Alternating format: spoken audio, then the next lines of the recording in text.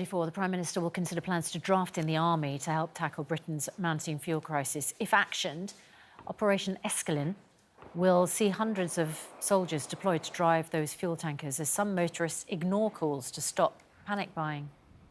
Fuel is just the latest industry that's been hit by a shortage of lorry drivers in recent months after a number of supermarkets, fast food chains and breweries have all faced problems.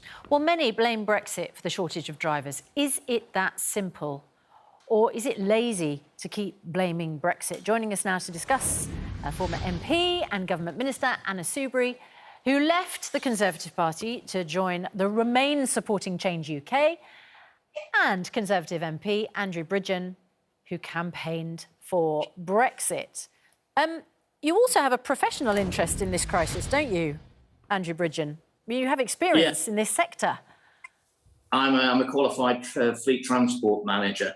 And I think this is really interesting. This is an endemic problem, which has been getting worse for many, many years. In fact, I raised this in 2015 with Anna when she was business minister. She passed me on to Nick Bowles, the apprentice minister. My plan was to bring the lorry drivers' HGV test into the apprentice scheme, and that was rejected by Anna and Nick 6 years ago. We were 50,000 lorry drivers short 6 years ago. We're now 100,000 lorry drivers short. Grant Shapps brought in 3 months the proposals I put to the government 6 years ago. Anna, explain yourself. Yeah. I love this. It's all my fault, is it? Well, you were the minister, Anna, so... Look, hold on, let us speak. Hang on.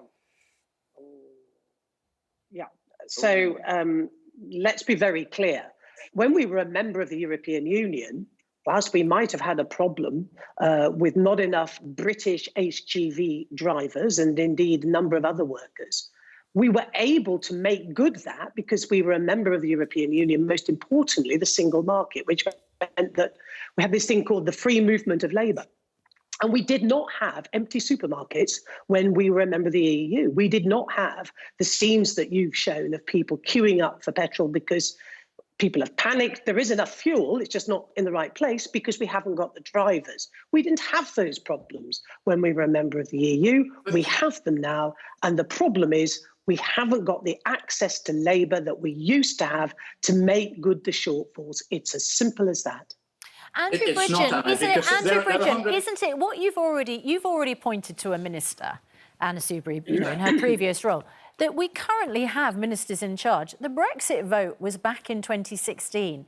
You might not want to blame Brexit, but the fact of the matter is we have lost thousands of workers who have gone back into the EU, millions, but in this particular sector, thousands of drivers. Why didn't the government plan for this? I mean, one of the reasons that people voted for Brexit was because they didn't want to lose out on those jobs. But why didn't the government then think, right, 2016, we're going to lose these thousands of workers. We need to get British workers skilled up, better paid, better conditions, driving those HGVs? Well, we have, but the problem is it's an endemic problem across Europe. Poland, we used to get a lot of drivers from Poland. There are 120,000 drivers vacancies. That's more than we've got in the UK. So I'm not sure what these. They're not calling in the army. They're not. That's the point. I'm not sure what this. Can I finish, Alistair? I'm not sure what this 5,000 visas, short-term visas, is going to do when Europe's itself short of so many drivers. It's a bit for me like an alcoholic nipping back to the bar for one more drink. It's really not going to work. And the answer is we're not actually short of qualified drivers in the UK. We've got 600,000 people who've got a HGV Class 1. The fact is that the working conditions and pay have been kept down by cheap European labour coming in for decades, and half of those qualified drivers don't want to work for the pay and conditions that are being offered. Andrew, would you rather that the government did not get some of these, give these visas to European Union drivers? It's a very short-term fix. I want to fix the underlying problem of the paying conditions in the haulage industry, which I'm well aware of. You know, it's overwhelmingly, I think in 2015, when I raised it with Anna, the average age of a lorry driver was 53. It's now 55. They're overwhelmingly men because women are very reluctant, given the washing and toileting facilities. They're just not there There's no security for the lorries for parking overnight.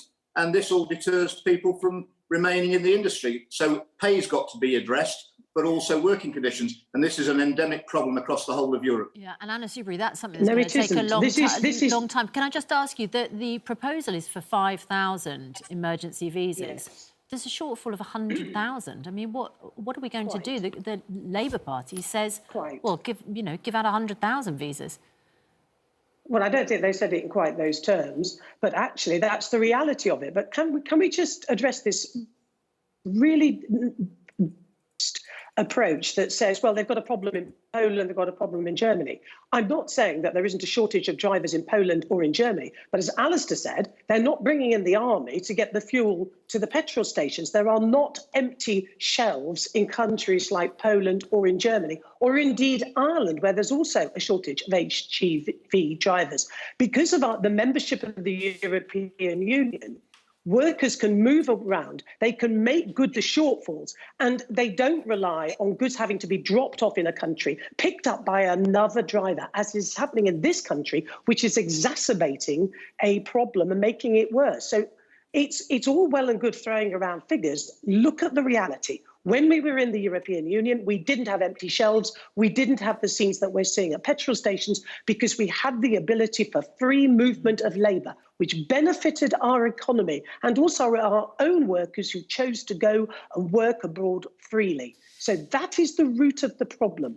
The fact that we're not in the European Union, we're not in the single market. The rest of this is just the inability of people who supported Brexit, made the argument, like Andrew Bridgen, to be honest with the British people about the consequences of the decisions we've made. Andrew? Well, let's be honest about this. The fact is we've got a recruitment and retention problem in the haulage industry across Europe. In the UK, only 1% of the HGV drivers are under 25. The average age is 55. There's a lot of people who have left the industry and would come back part-time to help the country out, no doubt. One of the problems is, and I raised this with Grant Shapps at the weekend, is the driver CPC qualification course, which came in under EU regs, and we were one of the first countries to implement it. A lot of the older drivers nearing retirement didn't want to do that test after being drivers for decades. Yeah. They've left the industry. I've asked Grant Shapps that we should suspend the requirement for that qualification for 12 months. That would allow a whole raft of recently retired drivers who no longer hold that current qualification to come back to the industry, and we can get through this until we get more young drivers through. We have to leave it there. Andrew Bridgen, thank you very much indeed, and Anna Soubry.